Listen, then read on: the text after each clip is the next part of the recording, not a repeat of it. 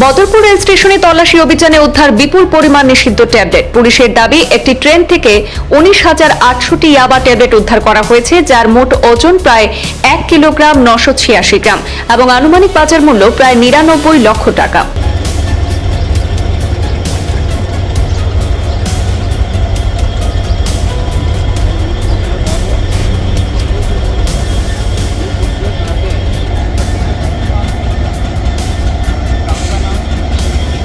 আজ সোমবার ভোরে বদরপুর রেল স্টেশনের 1 নম্বর প্ল্যাটফর্মে আসা 15610 সাইরং গুয়াহাটি ট্রেনে নিয়মিত তল্লাশি চালাচ্ছিল রেল পুলিশ।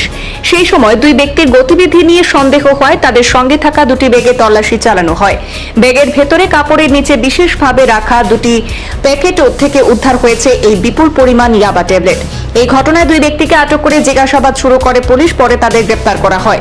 ধৃতদের মধ্যে রয়েছে পশ্চিমবঙ্গের কোচবিহার জেলার আনসার আলী এবং মণিপুরের চান্দেল জেলার লালওয়াম পূজা সিংসন। রেল পুলিশের দাবি, প্রাথমিক জিজ্ঞাসাবাদে এই চালান সংক্রান্ত কিছু তথ্য পাওয়া গেছে। সেই তথ্যের ভিত্তিতে মাদকদ্রব্যের উৎস এবং এর সঙ্গে যুক্ত অন্যদের তদন্তে কাজ করছে তারা।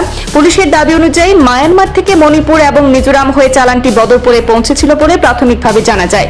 তবে এই তথ্যের সত্যতা এবং চালানের প্রকৃত উৎস যাচাই করে দেখছে তদন্তকারী দল।